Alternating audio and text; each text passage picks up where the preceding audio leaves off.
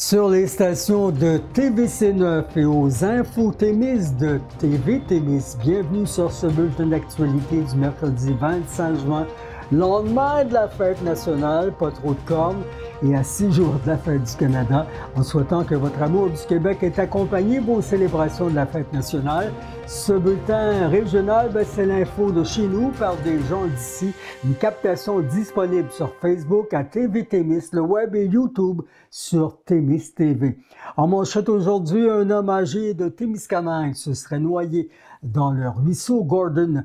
Une garderie coopérative accueille une douzaine d'enfants à Saint-Bruno-de-Guigues et Moffett retient l'intérêt de chercheurs du milieu économique international en lançant une seconde saison de culture dans sa serre municipale et en agrandissant ses jardins grâce aux élèves de son école.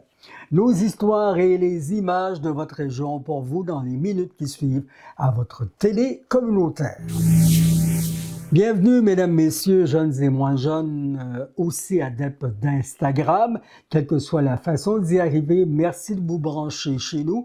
D'abord, entamons ce journal télévisé en écumant les faits divers survenus dans notre grande région des derniers jours. On parle d'abord de ce spectaculaire incendie, vous le voyez, c'est survenu le 19 juin. Jeudi dernier, en plein centre-ville de New Liskeard, un feu fort bien maîtrisé qui n'a heureusement pas pu se protéger aux bâtiments voisins et embraser totalement le quartier. Les autorités de la police provinciale de l'Ontario à Témiscamingue ont combattu l'élément destructeur pendant un peu plus de 7 heures à New Liskeard. Le feu sur Lake Shore Road North a éclaté pour des raisons inconnues autour de 14 heures. L'ancienne école Sacré-Cœur, vacante depuis un certain temps qui a été la proie des flammes, bien des souvenirs. Un incendie maîtrisé depuis 18h30 jeudi dernier. Selon l'OPP, la route a été fermée entre Paget Street South, Market Street, Diamond Crescent et Farah Avenue. Les services d'urgence ont obligé le public à éviter la zone. Ajoutons que 2 jours plus tôt, le Témiscamingue ontarien était aussi touché par l'incendie d'une résidence. Les pompiers de Témiscamingue qui ont eu un réveil assez brutal mardi matin, très tôt, alors qu'un incendie se déclarait à 5h15 sur le chemin Kipawa. La Sûreté du Québec nous a rapporté que personne n'a été blessé dans ces flammes. Certains éléments suspects, cependant, trouvés par les sapeurs-pompiers aux enquêtes, qui ne peuvent être dévoilés, tendent à prouver qu'une main criminelle est derrière ce sinistre. Maintenant, coup dur au trafic de drogue en Abitibi-Témiscamingue, ça dérange. Une autre histoire qui retient votre attention, qui a fait réagir auprès de l'auteur de ces lignes, de présumés revendeurs de drogue dure, fort possiblement reliés à un gang de rue qui ont été surpris alors que des agents sont débarqués sans avertir mardi dernier, le 17 juin. Des policiers enquêteurs, entre autres de l'escouade des crimes majeurs de la Sûreté du Québec, ainsi que des MRC de l'Abitibi-Témiscamingue qui ont perquisitionné 5 résidences et 2 commerces dans le secteur de Rouyn-Noranda. 4 hommes et une femme âgés de 20 à 49 ans qui ont été arrêtés le temps qu'on procède à leur interrogatoire, déposition, avant d'être sommés de comparaître plus tard au palais de justice. 2 commerces sur les rues Gamble-Ouest, La-Rivière et Sainte-Logis, sur les rues Perrault et l'avenue Sainte-Bernadette, Fortin, Frédéric-Hébert et Saguenay, qui ont entre autres été investigués de fond en comble. Lors d'opération, on a trouvé 1000 comprimés de méthamphétamine, 450 grammes de champignons magiques, environ 3 kilos de cannabis illicite, du cannabis sous forme de bonbons, de la cocaïne, du hashish, 70 vapoteuses de THC au moins et un lot d'objets et de vêtements à l'effigie de gangs de rue. Ajoutons à ça du matériel qui sert à la vente de stupéfiants, des balances, des petits sacs, des munitions et pas moins de 20 000 $ en argent comptant. L'opération est issue de la stratégie Centaure qui veut assurer une pression constante, pas sur n'importe qui, les gens du crime organisé et lutter activement contre la violence armée au Québec. Et triste nouvelle qui nous rapproche de la petite Claire, un peu retrouvée en vie miraculeusement après 3 jours par des policiers de l'OPP. On souhaitait bien un résultat similaire dans la région, mais tristement, le sort n'est malheureusement pas le même chez nous.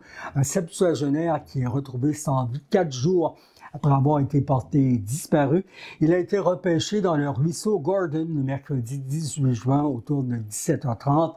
Après que les proches et les familles aient été prévenus, la Sûreté du Québec qui nous a à notre tour avisé que M. François Saint-Denis, 75 ans, après avoir été porté disparu, a été retrouvé. Ce sont les plongeurs de la SQ qui avaient entrepris leur fouille en matinée qui l'ont repêché dans le secteur des recherches près de la rue Ketchum à Témiscamingue. La cause de sa mort n'est pas déterminée. Il y aura enquête du coroner qui a été lancée. Une autopsie qui devrait être réalisée afin de connaître les circonstances du décès. Toute notre équipe offre leurs sincères condoléances aux parents, amis, connaissances éprouvés par le drame. Rappelons que la découverte d'une chaussure appartenant aux disparus et atteints de troubles cognitifs, selon les autorités, les ont poussés à diriger l'investigation dans le cours d'eau. Le défunt qui avait été vu pour la dernière fois le 14 juin vers 19h30 dans le secteur de la rue Boucher à Témiscamingue. Il aurait quitté à pied dans une direction inconnue. Des recherches se sont entamées par la Sûreté du Québec, un groupe de citoyens assistés de premiers répondants. Des renseignements qui ont été transmis à la police provinciale de l'Ontario, l'OPP. Les proches qui avaient déjà d'avance des raisons de crainte pour la santé et la sécurité de la victime. Nouvelle sans doute bien reçue alors que les places sont rares en garderie, une nouvelle garderie qui ouvre au Témiscamingue. L'équipe de TV Témis qui apprend qu'une garderie de type coopératif s'installe pour une douzaine d'enfants ces jours-ci à Saint-Bruno-de-Guigues. Colin Boucher a obtenu les détails menant à l'inauguration. Colin, racontez-nous. Oui, Yvon, l'inauguration de cette nouvelle garderie communautaire qui va arriver d'ici peu à Saint-Bruno-de-Guigues. De manière non officielle, la garderie qui est ouverte là, depuis mars dernier, c'est suite à l'embauche d'une deuxième éducatrice en milieu de garde ce 1er juillet, celui qui s'en vient, que la garderie va pouvoir officiellement là, ouvrir ses portes. On parle du mois de juillet. J'ai rencontré la directrice générale de Saint-Bruno-de-Guigues, Mme Nathalie Deschênes, qui m'a parlé là, de ça, là, de l'embauche, de l'ouverture officielle, mais qui m'a également parlé un peu du processus, là, comment on fait pour en arriver à une garderie communautaire ici à Saint-Bruno-de-Guigues. On s'entend que c'est quelque chose qu'on ne fait pas du jour au lendemain. Les ambassadrices du projet ont mis sur pied un comité. Avec ce comité, ils sont allés rencontrer le CPE Calimero pour obtenir toutes les informations nécessaires pour bien encadrer le projet. Puis, par la suite, nous étions admissibles à une aide financière auprès du ministère de la Famille pour aménager le local du centre communautaire. Peux-tu m'expliquer un peu pourquoi une garderie communautaire? Est-ce qu'il y a des bienfaits? Est-ce qu'il y a des avantages à ça plutôt qu'une garderie privée ou peu importe? Effectivement, les services de garde en communauté sont similaires à ceux offerts en milieux familiaux, mais ils se déploient hors des maisons privées, puis les personnes responsables sont dans les locaux de la municipalité. Parfait. Nathalie, est-ce que tu pourrais me parler un peu de la garderie en tant que telle? Est-ce qu'il y a combien de places? C'est quoi les tranches d'âge? Où est-ce qu'on se situe ici à Saint-Bruno-de-Guigues? D'accord. Selon les tranches d'âge, on a 2 éducatrices. On a une présentement qui est en poste, l'autre entre en fonction en juillet. Il faut dire aussi, Yvon, que la municipalité a une vision plutôt futuriste des choses. On tente un peu d'attirer la jeunesse et les jeunes familles là, par l'entremise de cette nouvelle garderie. Nathalie Deschênes nous en a parlé. Total, on a 12 enfants qu'on peut accueillir au service de garde. Totalisant les 2 éducatrices, c'est 4 poupons de moins de 18 mois, puis les 8 autres enfants de 18 mois et plus. Donc, ça donne un beau total de 12 enfants, ça, ici, pour la garderie, c'est ce que j'en comprends. Exactement. Parfait. En terminant, est-ce que tu pourrais me parler un peu de l'objectif de cette garderie communautaire-là? Qu'est-ce qu'on veut amener ici à Saint-Bruno-de-Guigues pour, dans l'objectif, là, peut-être d'amener des jeunes familles ou peu importe? Oui, exactement. Suite à la présentation des mamans qui sont venues se présenter leur inquiétude, c'est sûr que le conseil municipal aussi était inquiet un peu de la situation, étant donné que la population est vieillissante, fait que ce qui entraîne une baisse de population. Puis, en ayant une nouvelle garderie, bien, ça l'aide à accueillir des nouveaux résidents.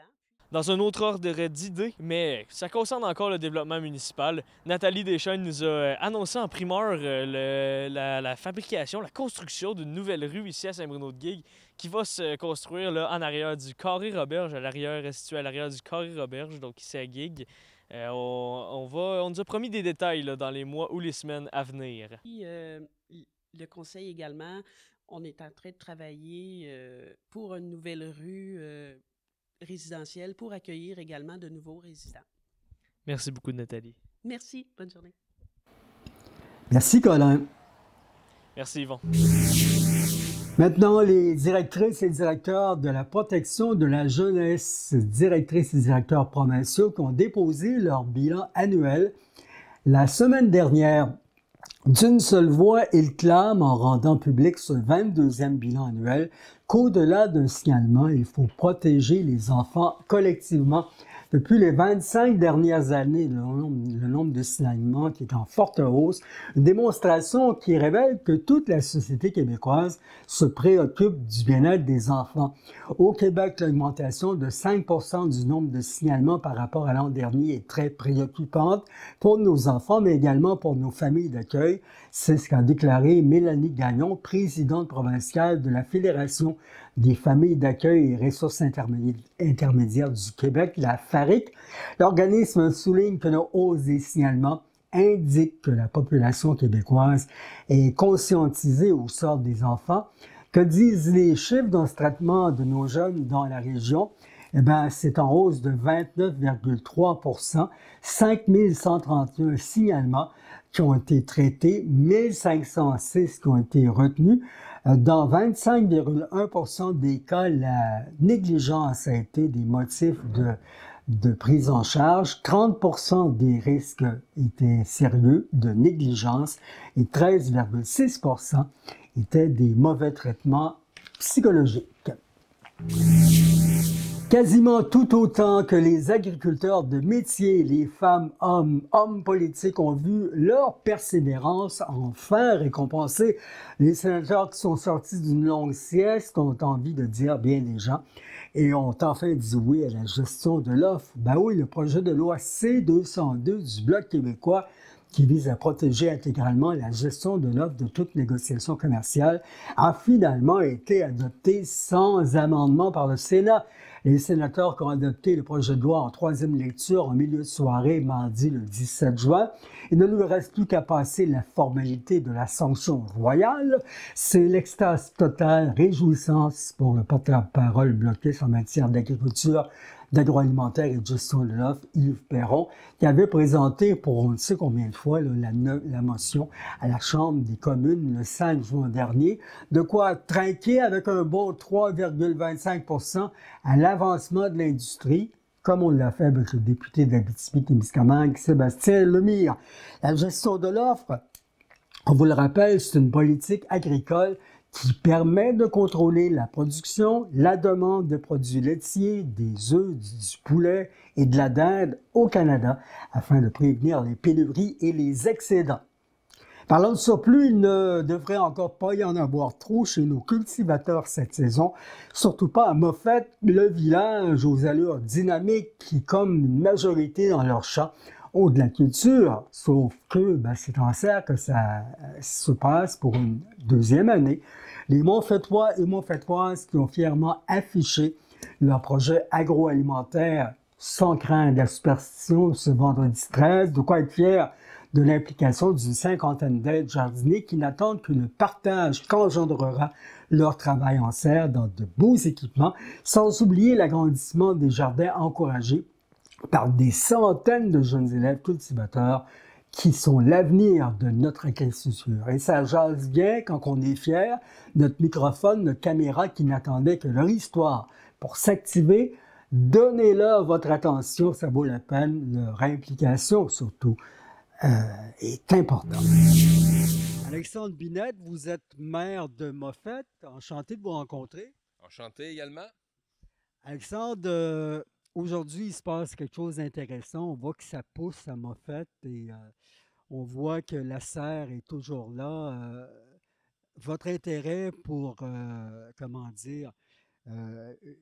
la joie de vivre et la culture revient en 2025. Elle revient en force parce que l'année passée, en fait, qui était la première saison de production de la serre, en 2024, on a réussi à produire 4005 livres de légumes, environ 1,8 tonnes pour une première année avec nos 26. Ça nourrit combien de gens à peu près? Bien, écoutez, là, on était 26 jardiniers volontaires l'année passée, donc ça les a nourris très amplement. Il y a eu beaucoup de conserves qui ont été faites. On a même donné une partie de cette production-là, des surplus, aux personnes de 80 ans et plus dans le village. On en avait quelques-uns qui recevaient des légumes à toutes les semaines. Donc ça, c'était l'année passée. Mais je dirais que les gens se sont tellement fait de fun à venir ensemble, pas juste pour faire pousser des légumes, mais surtout se retrouver en groupe, avoir un projet commun, un projet collectif. Cette année, on arrive à attirer 42 jardiniers volontaires, Donc, 42 sur une population d'à peine plus de 200 habitants. Donc, c'est majeur. donc, ça double presque le nombre de participants de l'an dernier. Presque, mais en tout cas, nous, notre intention cette année, on essaye de partir la serre plus vite que l'année passée. On est au moins 3 semaines, si ce n'est pas un mois plus rapide que l'année passée. Ouais, parce qu'on a eu plus de la chaleur plus rapidement. Oui, mais ici, ça ne dérange pas trop parce qu'on chauffe. On chauffe, mais c'est surtout nous qui étions prêts avec les semis. Il faut se préparer à l'avance. C'est quand même beaucoup de travail, beaucoup de coordination. Mais on espère cette année être en mesure de doubler la production. Non seulement avec cette serre-là, mais avec le nouveau jardin collectif qu'on veut mettre en place cet été, pour lequel on a commencé les travaux il y a environ 2 semaines. Puis au niveau de la conservation des légumes, puis de tout ce qui est la préparation des légumes, une fois que le conditionnement, une fois que la récolte est faite, on est en train de construire aussi un caveau à légumes municipal. Donc c'est vraiment des choses qu'on veut faire pour faire pousser aussi à l'extérieur tous les légumes qui ne sont pas nécessairement adaptés à pousser dans une serre, là, des légumes racines, des légumes de conservation. Donc c'est une nouveauté qu'on essaye cette année. Et à laquelle contribuent des élèves de l'école à Moffett. Ils étaient là un peu plus tôt aujourd'hui, on peut les voir. Et pourquoi les impliquer là-dedans? Ben, écoutez, comme je dis, c'est vrai qu'on fait des légumes ici puis qu'on s'alimente, mais c'est vraiment les liens sociaux qui vont chercher les gens, qui donnent envie aux gens de venir participer à ces activités-là. Puis, les liens intergénérationnels qui peuvent se faire, parce qu'une bonne partie des jardiniers volontaires de Moffett, il y en a quelques-uns en tout cas qui sont retraités, qui ont plus de temps à mettre, mais ils sont très intéressés de travailler avec des jeunes de l'école. Les jeunes de l'école veulent apprendre aussi à cultiver. Donc, le mix qu'on peut arriver à faire, l'espèce de mélange qu'on arrive à faire, c'est qu'en leur permettant de s'installer ici, ils vont être proches de toutes les installations pour avoir accès à l'arrosage, à tous les systèmes d'automatisation. Donc, nous, on va pouvoir probablement gratuitement, là. En fait, je pense que oui, c'est gratuitement, c'est inclus dans un des projets qu'on fait, mais installer puis automatiser aussi une bonne partie du jardin au niveau de l'irrigation. Puis, donc, on rend les rencontres intéressantes. Puis, il y a beaucoup d'échanges comme ça qui se font. Puis, je pense que c'est une grande fierté pour nous. Nos grands-parents faisaient de l'agriculture, nos parents aussi, puis c'est à notre tour, mais à ceux de nos petits-enfants. Bien, je pense que l'alimentation, c'est toujours... On va toujours avoir faim tant qu'on va être en vie. Exactement. Donc, c'est quelque chose qui rassemble les gens 2 à 3 fois par jour, là, probablement plus 3. Donc, je pense que c'est toujours d'actualité. Puis, encore plus peut-être d'actualité aujourd'hui parce qu'on remarque avec le coût des aliments qui explose, les chaînes d'approvisionnement qui parfois peuvent être perturbées.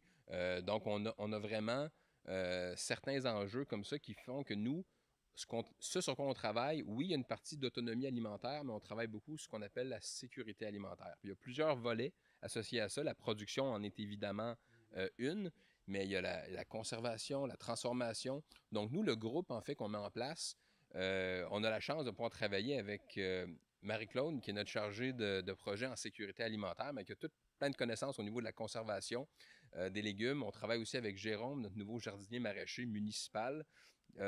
Donc, il y a une expertise au niveau des serres, des jardins qu'on va faire.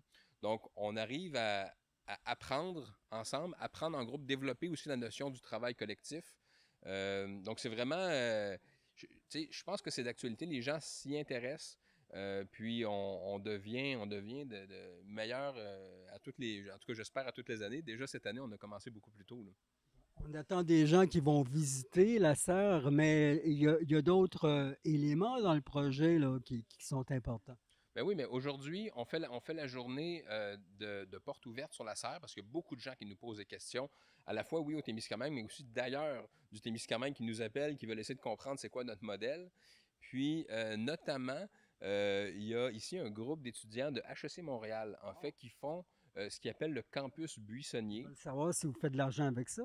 Ils veulent, en fait, c'est des gens qui sont beaucoup plus axés vers l'innovation sociale. C'est un peu des, je dirais, je ne veux pas dire des anticonformistes par rapport au HEC, mais ils s'intéressent à des éléments, notamment, c'est ça, l'innovation sociale, décroissance économique.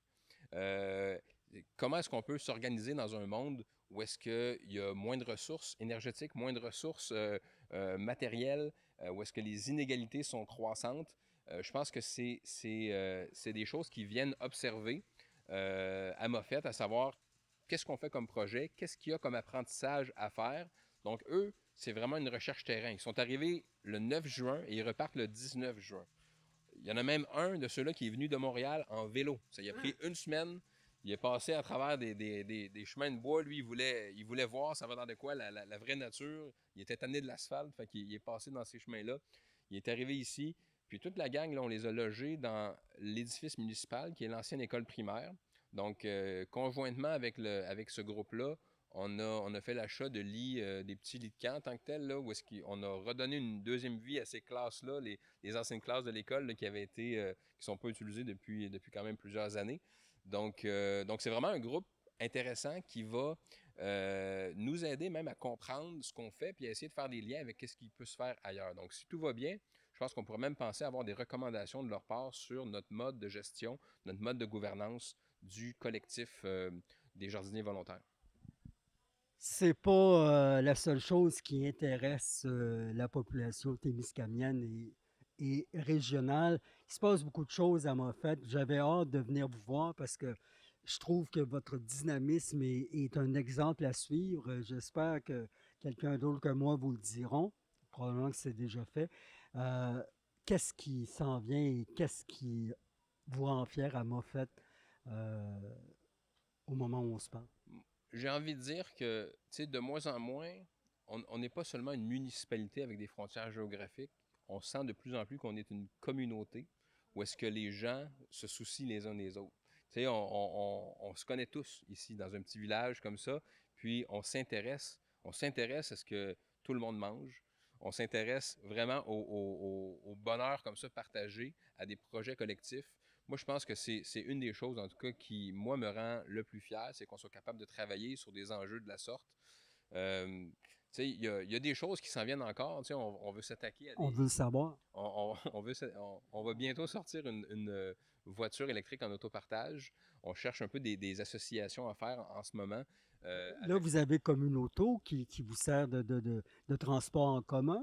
Mais en fait, c'est pas Communauto là, qui est une marque, mais nous, on a acheté une voiture électrique euh, dans laquelle on a installé toutes les plateformes électroniques pour qu'elles soient disponibles en autopartage. Donc, les gens pourront bientôt, c'est pas encore le cas, on n'a pas encore lancé officiellement le service.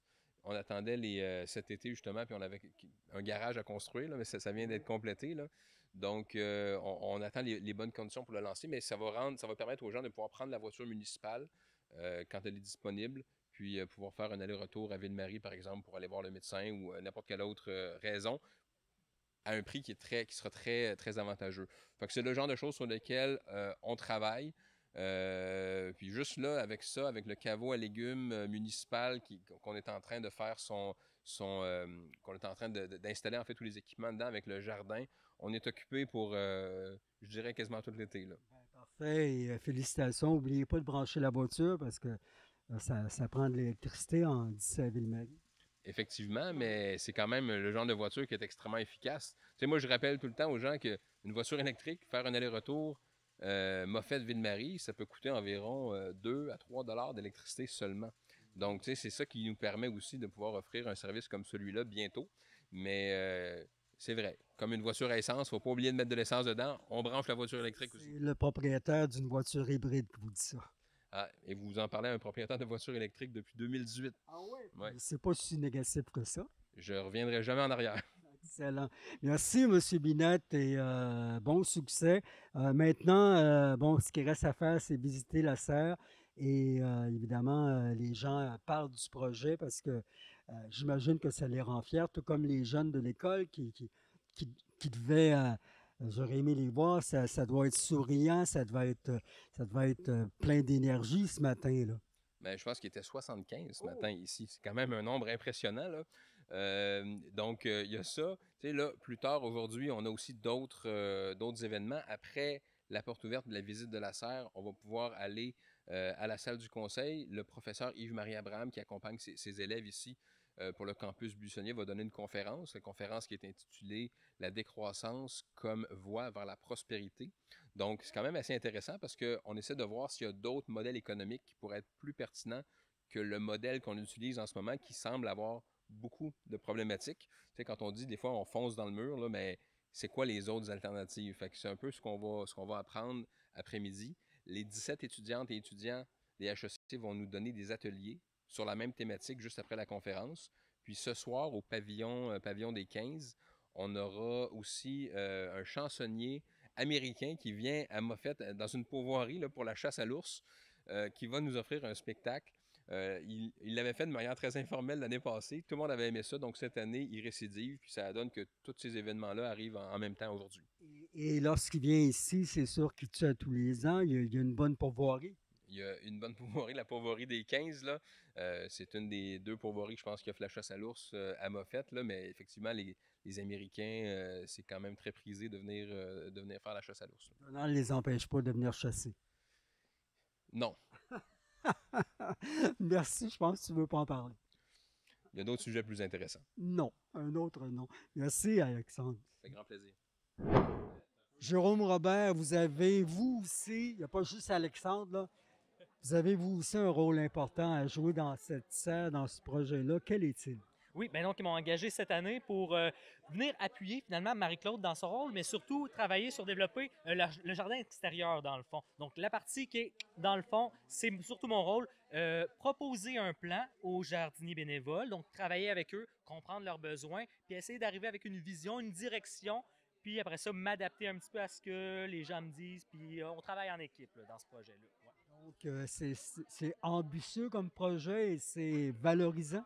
Absolument. Moi, j'adore ça. De voir ce que ça apporte aux gens dans leur communauté. Moi, c'est ma passion personnelle. Donc ça, je pourrais en faire, j'en mange du jardinage. Mais de voir à quel point ça apporte une mission aux gens, un but, puis ça les motive, puis ça les rassemble. Tout ça ensemble, c'est vraiment, pour moi, un super projet. Là. Ce sera un été valorisant et surtout productif. Oui, les deux aspects, autant dans le plaisir que dans... On va récolter ce qu'on va semer, là, donc c'est pas ça. mal plus que l'année passée. C'est le but. On veut toujours être plus productif et récolter le fruit de ses labeurs. C'est ça le but. Ouais. Jérôme, merci. Bon été. Ça me fait plaisir. Je suis une employée municipale chargée de projet en sécurité alimentaire à Moffett. Bon, ben c'est ça, parce que la sécurité alimentaire, c'est intéressant, parce que ce qu'on a derrière nous, on l'appelle le caveau, c'est ça? Oui, le caveau à C'est votre projet, ça? C'est un projet qui est parmi les projets en sécurité alimentaire. Vous vous en occupez, vous en êtes responsable, et en bout de ligne, c'est vous qui allez faire en sorte qu'il y ait des gens qui en profitent dans Bédène. Dans Bédène. Oui, bien, mon travail, dans le fond, c'est d'animer, de coordonner un groupe de jardiniers volontaires. Ils ne souhaitent pas se faire appeler bénévoles, ils souhaitent vraiment se faire appeler jardiniers volontaires. Ils sont 42 cette année. Puis les idées viennent de eux et mon travail, dépend de leurs idées. Donc moi, je coordonne leurs idées, je les anime. Le caveau à légumes, c'est un caveau municipal là, il n'est pas en service en ce moment, mais on est en train de finir l'aménagement. Il va pouvoir entreposer les légumes qui sont produits ici à la serre et dans les jardins extérieurs. Et le souhait, c'est qu'il soit aussi rendu disponible pour des gens de la municipalité qui font des jardins chez eux. Comme l'année passée, alors qu'on a donné du produit de la serre à des personnes âgées. Oui, bien l'an passé. C'est ce qu'on m'a dit, en tout cas. Oui. Bien là, le caveau, le souhait, ce serait qu'il soit accessible à des personnes de la communauté qui viendraient entreposer pendant l'hiver leurs légumes. Mais là, ça, c'est comme une deuxième phase du développement par la projet. Vous avez une seconde transformation déjà de préparer. Oui. plusieurs projets sur la planche. Puis les mercredis, il va y avoir les tâches collectives ici à la serre et les légumes qui seront récoltés les mercredis vont être distribués en panier, le panier de nos aînés. C'est là que ça va bouger. Et là, pour toi, cette journée comme aujourd'hui, de faire visiter la serre aux citoyens, qu'est-ce que ça représente? C'est une grande fierté. Puis je sais que c'est une grande fierté aussi pour les jardiniers qui s'impliquent. On travaille depuis 2 ans à ce projet. Puis l'an passé, il y a eu une grande première année qui a été très fructueuse. On se vante qu'on va faire encore mieux cette année. Là. Le maire, tu es d'accord avec lui? On l'espère. On l'espère, mais on s'arrange pour, en tout cas, avec le déploiement des jardins à l'extérieur, avec le jardin des jeunes qui a été transplanté aujourd'hui. Ça peut que produire autant, sinon plus. Bon projet, bon été, bonne récolte. Merci. Jocelyne, votre nom de famille? Rochelot, Jocelyne Rochelot. Madame Rochaud, vous habitez à Moffett, vous? Oui, je suis revenue à ma région. Où étiez-vous parti? J'ai été 16 heures à Iberville, Saint-Jean-sur-Richelieu, proche de Montréal. Après ça, j'ai été 21 ans à Témiscamingue, moulin à papier. Et j'ai été 4 ans à Chambly et je suis revenue, ça fait 10 ans, à Moffett. Bon retour, on est content de vous revoir. On est content de vous revoir. Puis là, vous faites du jardinage, puis vous avez l'air d'aimer ça. Vous en occupez pas mal des plants qu'on fait grandir depuis l'année passée à Moffett, là. Oui, oui, oui. Les petites tâches qu'on a à faire, ben c'est ça, c'est d'enlever les gourmands aux tomates, rouler les cocombes pour qu'ils grandissent, pour qu'ils produisent plus, puis les piments, les travailler justement pour qu'ils soient plus productifs. Il paraît que vous avez le doigté pour faire ça. On vante vos mérites. Oui, mais je pense que c'est ça, c'est l'expérience un petit peu à maison, mais que c'est pas pareil adapté à une serre, tu sais, parce que c'est différent. Parce que ça produit plus vite aussi. Fait que on est chanceux, on a des légumes avant puis après nos jardins. Fait que c'est vraiment bon pour la municipalité que le monde s'implique, c'est pour eux. Vous aimez ça, vous, le faire? Oui, oui, j'adore ça, oui. Oui, oui. Là, de voir les gens qui viennent voir ça, puis qui sont heureux de la production, ça vous fait certainement chaud au cœur. Ah oui, oui, oui. Parce que ça vraiment, ça va vite. C'est comme presque un pied par semaine. C'est quand on vient, là, on dit « Ah, ça produit, ça produit. » C'est sûr que la chaleur aide beaucoup, là. C'est sûr. Le projet grandit, fait que, et vous y contribuez, là. Oui, oui, c'est ça. Le caveau, c'est un plus. En arrière, les terrains qui ont agrandi, puis verger, puis tout à coup, amenez-en des projets. On est capable. Bravo, ça sera un bel été, puis un bel automne pour une récolte avec un caveau bien plein. Oui, oui. On va satisfaire nos bénévoles. Merci beaucoup, madame. Alors, moi, je m'appelle Yves-Marie Abraham, je suis professeur à HEC Montréal. HEC Montréal est venu voir ce projet de serre, rencontrer le maire de la municipalité de Moffett. Quel est le rôle du HEC dans ce projet? Aucun. Il s'agit juste de venir voir des choses qui nous paraissent intéressantes en région, dans des endroits qui ne sont pas forcément connus à Montréal, mais des endroits où, à notre avis, où il est en train de se tramer des choses un peu nouvelles qui pourraient nous amener vers un Québec peut-être plus intéressant que celui d'aujourd'hui, où on fait justement revivre des régions, on les fait revivre vraiment. On pourrait avoir des métropoles un peu moins importantes, qui prennent un peu moins de place, qui capturent un peu moins de richesse. Et c'est une des choses que tente de faire, je pense, Alexandre Binette ici. Et puis j'imagine qu'il n'est pas tout seul à avoir ce genre d'aspiration. Donc, qu'est-ce qui vous intéresse dans ce projet de serre? C'est notamment le fait que, pour une part, c'est des gens qui vont produire leur propre nourriture. Ça paraît très crucial. Je pense que c'est l'enjeu majeur de recommencer à avoir le contrôle en fait, sur ce qu'on va consommer. Puis ce qu'on consomme peut-être de plus important, c'est notre nourriture. Tant qu'on est dépendant de grands circuits commerciaux, industriels, mondialisés, on est extrêmement fragile. On est complètement dépendant de ces mondes-là. On l'a vu avec la Covid. On le verra sans doute à l'avenir aussi si les choses continuent à se dégrader sur le plan écologique. Donc cette espèce d'autonomie ce que les gens de Moffett commencent à cultiver ici, à tous les sens du terme, là, donc au sens premier, au sens figuré, c'est plutôt intéressant. Et quand on parle des hautes études commerciales du HEC, évidemment, le côté économique est important et ce que ça génère comme économie ici à Moffett, ces projets de serre, ça vous intéresse aussi, j'imagine? Bah, au niveau financier, je ne sais pas ce que ça génère, mais ça savoir, ça nous ramène surtout à l'essentiel de l'économie. Enfin, l'économie, c'est d'abord justement tenter de satisfaire les nécessités de l'existence, comment manger, comment se loger, comment se déplacer, comment s'éduquer, comment se former. Et on voit bien aujourd'hui que dans le Québec actuellement, tout ça est complètement concentré dans les villes. Les gens dans les régions n'ont aucun accès pour faire ça eux-mêmes. Et pour nous, ça nous paraît extrêmement dangereux, très problématique. Il y a beaucoup aussi de questions d'injustice. Finalement, le pouvoir, l'argent se concentre à certains endroits. D'autres endroits, comme ici, sont des régions plutôt ressources. On va chercher des ressources, des gens. Et c'est ça. Et bon, ça fait des rapports assez inégaux, en fait, avec beaucoup de problèmes pour vivre ici. Donc pour nous, l'avenir, il est plutôt ici que dans la grande industrie, dans la recherche du productivisme à tout prix. C'est pas mal ça. Moffett et son projet et son maire, M. Binette, ils innovent selon vous? Ils sont des exemples à répéter? À mon avis, ils sont clairement... oui, je suppose qu'il y aura d'autres personnes qui font comme eux. En fait, ils innovent pas tant que ça. Ils essayent plutôt de redécouvrir aussi des façons de vivre qui probablement existaient avant, qu'on a détruites, pour faire du cash, on va le dire. C'est vraiment une exigence du capitalisme. C'est ce qu'on étudie à HEC.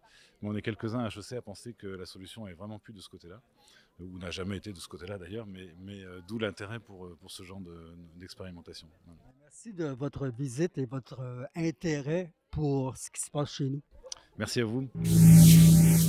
Notre gouvernement qui va en réduire le nombre, mais nous, on comprend leur importance pour l'économie de la région, de la relève comme du pays.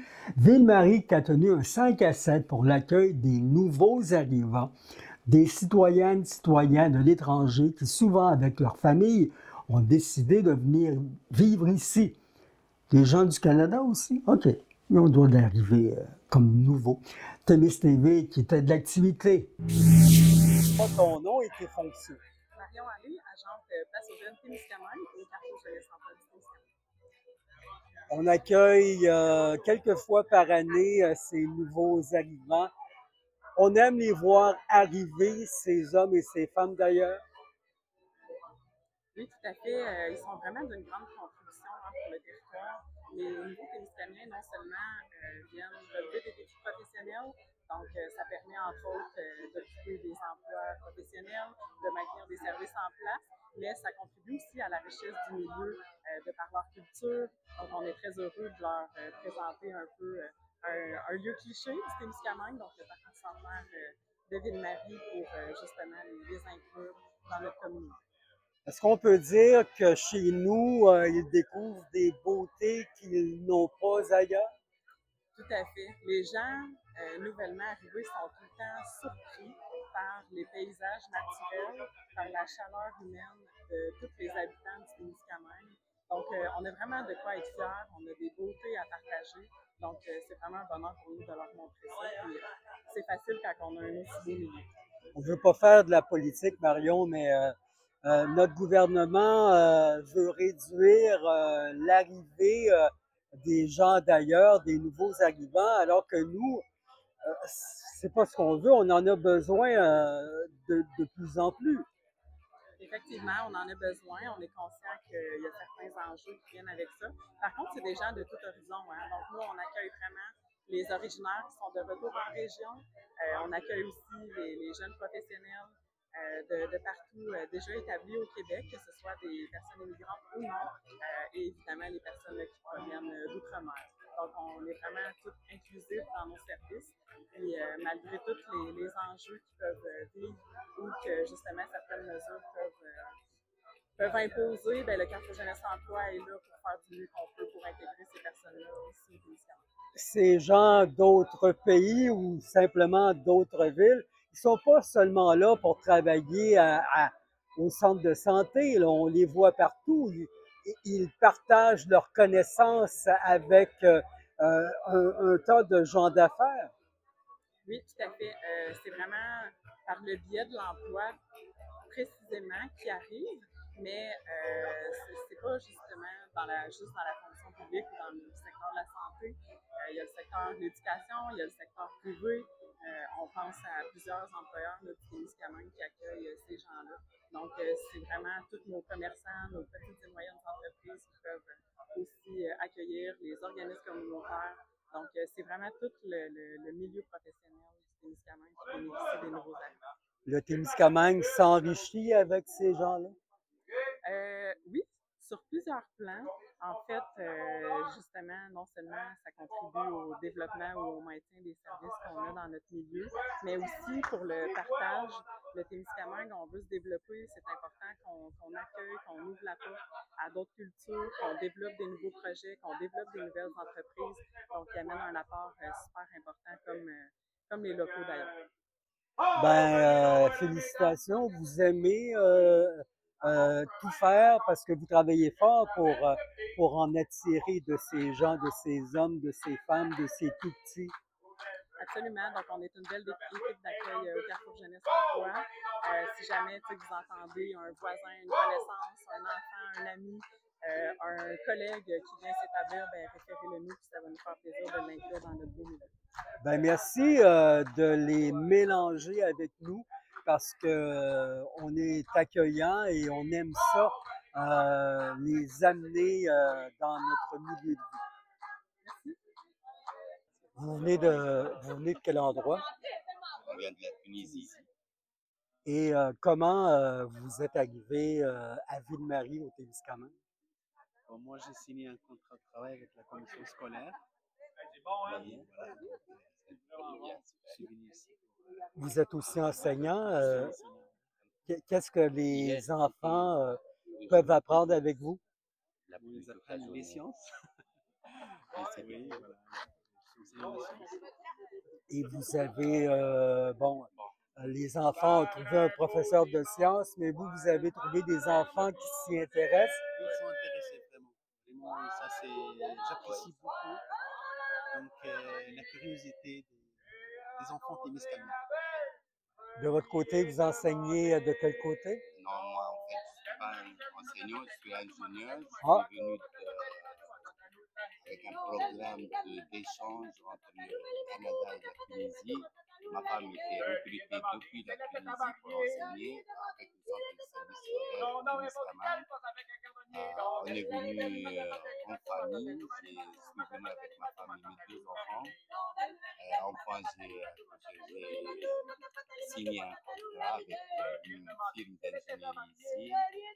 Et bon, c'était très bien, on s'est bien adapté ici, les gens sont super, ils sont chaleureux, ils sont accueillants. Donc, on était bien ici. Vous avez 10 mois. Oui, c'est bien. Et vous avez pu, comment dire, recommencer à neuf avec toute la famille dans un nouveau pays. Alors, vous avez tout ce que vous désirez. Oui, tout à fait. Avec la famille, c'est beaucoup plus mieux que venir seul dans un endroit. Il est un peu éloigné, le Témiscamingue et Ville-Marie en général. C'est pas comme les grandes villes, mais si on était en famille, c'est très bien pour nous, pour les enfants, pour mieux s'adapter. On se sent très bien. Est-ce que le fait de venir au Canada, c'est que votre pays ne vous souriait plus ou c'est que vous vouliez vivre autre chose? Non, en fait, on était très bien en Tunisie. J'étais très bien placé. J'étais un directeur régional. Ma femme enseigne en Tunisie. Mais on voulait faire cette aventure, une nouvelle expérience, de découvrir un nouveau monde. Peut-être que c'est mieux pour les enfants aussi d'avoir une autre culture, un autre monde. c'est ça, c'est l'aventure qui nous amène ici. Ben, bienvenue au pays. Merci d'avoir choisi Merci à le vous Canada et le Témiscamingue. Vous allez voir, vous allez aimer. Oui, on l'aime déjà. Et allons-y d'un petit jeu de mots pour relaxer un peu dans ce butin. On a le droit de relaxer, d'accord. Pour vous qui aimez bien rire, le chauve-souris. Et j'espère que vous riez, même si ces animaux, craints par bien du monde, retiennent l'attention. Le Conseil régional d'environnement en Abitibi-Témiscamingue, le CREAT, qui lance un projet d'acquisition de connaissances sur la répartition des chauves-souris, les vrais là, dans la région. Vous êtes donc invités à rapporter toute observation de chauves-souris sur le territoire, que ce soit de l'Abitibi ou du Témiscamingue. Le projet qui a pour but de localiser des maternités sur un territoire, c'est-à-dire les lieux où les femelles se réunissent durant la saison estivale pour mettre bas et allaiter leurs petits, comme plusieurs espèces de chauves-souris ont accusé un déclin considérable de leur population depuis l'introduction du museau blanc sur le continent américain. Chaque maternité qui compte, les gens qui peuvent signaler leur observation via un formulaire sur le site Internet du CREAT ou contacter l'organisme tout simplement par téléphone. Évitez de joindre le cellulaire de Batman ou de Robin. Il ne faut pas les déranger. En voulez-vous une sacrée bonne nouvelle pour vous et nos touristes? La menace de grève qui planait à la Société des établissements de plein air, la CEPAC, qui est finalement écartée depuis jeudi soir dernier, après que le Conseil de négociation ait pris la décision de présenter aux syndiqués la dernière offre de l'employeur, le gouvernement du Québec. C'est annoncé par communiqué par le syndicat de la fonction publique et parapublique du Québec, la SFPQ. La proposition patronale qui sera soumise aux membres de la CEPAC dans les prochaines semaines, prochains jours, dans le cadre d'une tournée d'assemblée. La plupart des établissements de la CEPAC qui devaient être touchés par une grève, dis-je bien, qui devait durer entre le 20 et le 24 juin. Maintenant, serez-vous de la danse de la quenouille en fin de semaine? Ben, ça se passe à La Tulipe et Gaboury. Qu'est-ce que c'est? Un rassemblement d'apprentissage, de joie, de partage. Préparez-vous pour la 37e édition de la danse de la quenouille. Un événement unique, authentique, vibrant, à l'image des passionnés qui y participent. La danse de la quenouille, c'est beaucoup plus qu'un événement, c'est un rendez-vous festif, gastronomique, artistique, musical, rassembleur et éducatif qui réunit des gens de tous horizons autour du thème de la forêt comestible, un espace où chacun peut explorer, apprendre et célébrer la richesse du territoire. L'équipe de Vert Forêt, que l'on salue, est en pleine effervescence pour vous concocter une expérience inoubliable qui allie nature, découverte et convivialité sur une terre abondante, un laboratoire vivant de permaculture, une petite fermette avec des gens généreux vous offre 3 jours d'activité, de l'apprentissage, des spectacles, de la musique et des nuitées incluses. Pour toute question, le Facebook Messenger, contact en commercial vers forêt, versforêt.com. Et parlons de sport. Pour terminer, on entend des joueurs qui riaient, on les entend dessus. Birdie, depuis vendredi dernier, c'est à Lorrainville. Birdie, parce qu'on annonce l'ouverture d'un terrain de golf miniature dans la municipalité. Retrouvez-vous sur le terrain de la patinoire. Il y a cantine, bar, notamment en évidence pour l'inauguration d'une toute nouvelle activité. Témis TV s'y est initié. Simon Gélina, directeur général adjoint, loisirs, communication et développement à la municipalité de Lorrainville. Simon, tout un événement là, qu'on inaugure, le mini-pop, le 9 trous, avec un beau jeu de mots en primeur. Parle-moi un peu du processus. Là, comment on a fait pour arriver à ça aujourd'hui? Ben écoute, le processus a commencé, j'avais un projet initial en début d'hiver pour faire un deck hockey, une surface de deck hockey. On a fait des demandes pour avoir des aides financières. On n'a pas rien eu. Et cette patinoire-là, j'étais un petit peu tanné d'avoir une infrastructure qui sert 1 mois et demi par année. Fait que là, quoi faire avec ça? Fait qu'un dimanche, mon idée m'a popé de dire pourquoi pas un mini-pot. Puis à Lorrainville, il y avait un très beau mini-pot dans les années 80, ici à Lorrainville. Fait que c'était un beau clin d'œil de ramener ça dans la municipalité. Fait qu'on s'est dit, ben garde, on repart ça, puis c'est un parcours qu'on a construit de A à Z aussi, là. Parce que c'est quelque chose, là, c'est un beau mini-pot, c'est des choses empruntées. Comment on a fait pour trouver tout ça? Avec quelle aide? Bien, beaucoup d'imagination. Premièrement, c'est ça, on y a pensé de A à Z. Fait que oui, le concept, on y était pensé, puis c'est une thématique agricole, parce qu'à Lorrainville, on n'a pas de lac, hein, on va se dire. On est quasiment une des seules municipalités qui n'en a pas. Fait que quoi faire pour attirer les gens ici dans la municipalité? On est très événementiel. Aussi, on est connu pour notre loisir. Mais là, en ayant du mini-pot, oui, on est dans le loisir, on est dans l'activité physique quand même parce qu'on fait sortir les gens, on les fait bouger. Donc, l'idée est venue vraiment de pouvoir rassembler nos gens ici à Lorrainville. Faut dire qu'il n'y a pas juste du mini-pot, là. On a une belle cantine, on a une belle terrasse. Parle-moi un peu de ça. Bien, écoute, la terrasse, on a fait l'acquisition du Paramount de rue de Rouyn-Noranda. Donc, maintenant, c'est ça, c'est notre 9 trous qui est là. On a la terrasse sur le toit, donc on a 16 personnes qu'on peut accueillir assis là. Et sinon, on a refait une belle terrasse là, dans la cour entre le Centre Richelieu et l'École Marcel-Raymond, où les gens pourront déguster, parce que, bien sûr, dans la cantine, on a un service de bar pendant les week-ends, mais pendant toute la semaine, on peut déguster des produits vraiment locaux. Fait qu'on a travaillé très fort pour pouvoir mettre en valeur nos artisans lorrainvillois le plus possible. Donc, on a des pogos gaufriers avec les saucisses de la boucherie Le Maniac, on a le fromage au village, on a l'Aîné Sylvain. Ces gens-là de Lorrainville qui sont vraiment là. On a aussi Extrême Boréal qui est là. Vous allez avoir des planches de charcuterie avec des fromages, des raisins.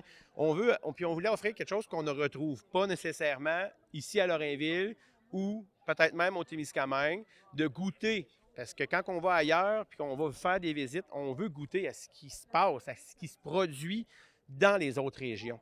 Là, on arrive ici à Lorrainville, les gens qui viennent au Pémican, qui viennent un peu partout, bien, ils vont pouvoir venir découvrir puis déguster des produits qui sont faits localement.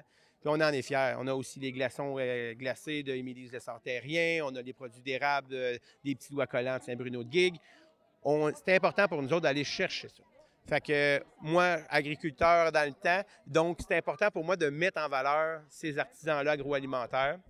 Fait que, puis d'avoir un lieu rassembleur. Puis, tu sais que tous les âges peuvent avoir du plaisir. Parce que là, ici, le soir, là, il y a des soirées la fin de semaine, on est ouvert jusqu'à 10 heures. Fait qu'il y a des ados qui vont pouvoir venir jouer. Tu sais, c'est les jeunes adultes, les personnes âgées, c'est vraiment accessible, c'est le fun. Puis pendant notre parcours, bien là, on a la coop Géraïa qui a travaillé avec nous autres. Fait qu'on est allé chercher un peu l'intelligence artificielle. On a notre fermier Armand qui est là, qui vous suit tout le long du parcours. Il vous accueille, mais après ça, il vous suit. Fait que là, on est en train de l'instaurer. Tranquillement, il va y avoir de plus en plus de fermiers Armand qui vont parler à chacune des stations. Mais il vient démystifier des fausses pensées, des faits agricoles. Qu'est-ce que c'est l'agriculture exactement? Fait qu'on est vraiment fiers de ça. En gros, je comprends que c'est une offre bonifiée, une offre très diversifiée qu'on a pensé, on a calculé ici à Lorrainville. Mais tout ce travail-là, tout ça, dis-moi Simon, ça a coûté combien ça à la municipalité de Lorrainville? Bien, avec l'achat du conteneur, c'est sûr que c'est un investissement d'environ 70 000 $, mais on va chercher quand même beaucoup d'aide. On a des beaux commanditaires qui sont là avec nous autres. Ils sont là puis ils nous appuient. On a des jardins, on a des Canex Kubota, on a des fermes, tu sais, les fermes ici locales. Fait qu'on est content qu'ils soient là, qu'ils nous appuient, des PS, des broussaillards. C'est des belles entreprises, puis on lui a fait des beaux clins d'œil parce que justement, ils se retrouvent, eux, dans ce parcours-là. Puis on est content de les accueillir. Puis là, vous allez pouvoir voir aussi dans le parcours les images. Imprimaction nous a fait des alu-panels avec des images d'animaux, des silhouettes qui sont juste écœurantes. Fait que c'est de montrer c'est quoi qu'on peut avoir au Témiscamingue. On n'a pas besoin d'aller ailleurs pour avoir des belles choses. Puis on est capable de vraiment aboutir à un résultat comme celui-là. Un nouveau loisir qui s'offre à Lorrainville, très divertissant, très intéressant. Merci beaucoup. Merci, Colin. Enfin, le Tour d'Abitibi est récompensé à l'international, l'événement international de la région, en tout cas l'un d'entre eux, qui reçoit le prix Hector Fabre. C'est remis à une organisation qui fait de l'audace, qui est audacieuse et déterminée, et aux organisateurs qui ont acquis une notoriété à l'échelle de la planète. Hector Fabre, qui était un pionnier du journalisme au Québec.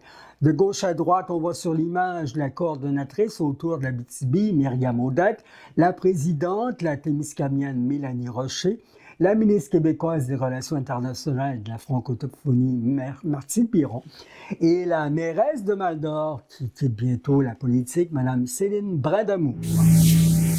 Ben voilà, c'est terminé. Merci d'avoir été si attentifs et revenez-nous la semaine prochaine pour d'autres nouvelles de votre Témiscamingue. Au revoir.